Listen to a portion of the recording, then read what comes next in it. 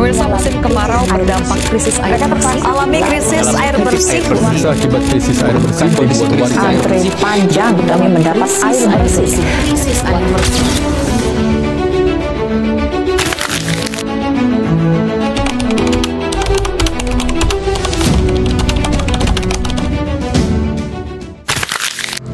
Hai teman-teman, kali ini kami akan mempresentasikan sebuah student project dengan judul Teknologi Filtrasi Air Berbasis IoT dalam Mengatasi Krisis Air Bersih di Destinasi Wisata Kuta Selatan. Tapi sebelum itu, yuk kita kenalan dulu.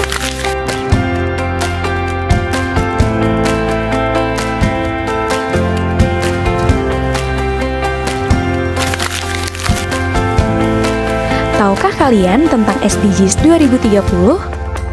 SDGs merupakan singkatan dari Sustainable Development Goals yang berarti tujuan pembangunan berkelanjutan. SDGs adalah rencana aksi global yang disepakati oleh para pemimpin dunia untuk mencapai masa depan yang lebih baik dan berkelanjutan. SDGs mencakup 18 tujuan yang saling terkait dan bersifat universal berlaku untuk semua negara.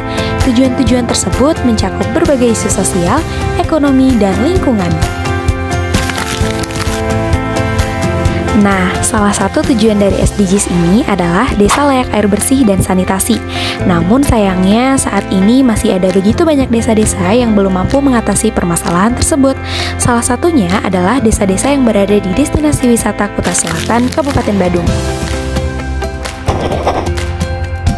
Dan ternyata, salah satu penyebab terjadinya krisis air di wilayah ini adalah adanya pembangunan pada sektor pariwisata seperti akomodasi atau tempat penginapan. Maraknya pembangunan telah memberikan dampak negatif bagi lingkungan dan masyarakat lokal, yakni tercemarnya sumber air baku bagi PDAM Tirta Mangutama, Kabupaten Badung. Salah satu cara yang dapat dilakukan untuk mengatasi masalah ini adalah dengan memanfaatkan sumber air lain seperti air hujan dan limbah rumah tangga. Namun, pastinya kandungan berbahaya dalam sumber air ini masih perlu difiltrasi. Untuk itu, kami telah menemukan sebuah inovasi dengan memanfaatkan teknologi berupa alat filtrasi air berbasis IoT atau Internet of Things.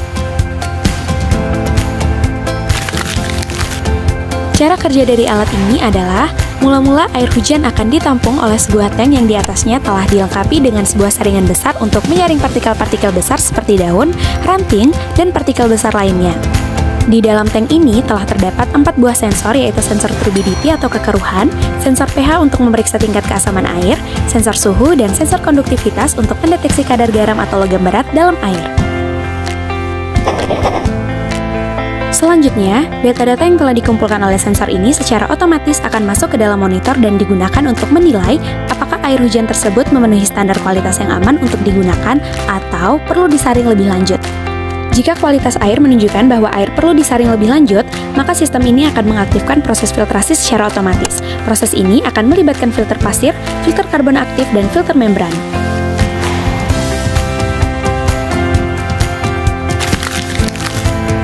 Semua data sensor dan status sistem filtrasi akan dikirimkan melalui aplikasi atau platform yang terhubung dengan sistem IoT, sehingga pengguna dapat memantau kualitas air dan status filtrasi secara real-time melalui smartphone atau komputer. Setelah proses filtrasi selesai, air yang sudah bersih dan aman dapat disalurkan ke tank penyimpanan atau langsung digunakan untuk kebutuhan rumah tangga seperti keperluan sanitasi, penyiraman tanaman, atau bahkan untuk dikonsumsi. Nah, itu tadi adalah penjelasan mengenai cara kerja alat filtrasi air berbasis IoT. Selain untuk air hujan dan limbah rumah tangga, alat ini juga dapat digunakan untuk menyaring air dari PDAM yang seringkali tidak memenuhi standar kualitas yang layak. Adapun keuntungan dari penggunaan alat filtrasi air berbasis IoT ini adalah proses filtrasi dan pemeliharaan berjalan secara otomatis sehingga dapat mengurangi kebutuhan pengawasan manual. Pengguna dapat memantau dan mengontrol sistem filtrasi dari jarak jauh, serta sistem IoT juga dapat membantu dalam penggunaan air yang lebih efisien, mengoptimalkan penggunaan air hujan yang ditampung, dan memastikan bahwa hanya air bersih yang digunakan. Sekian presentasi dari kami. Thank you for watching and bye-bye!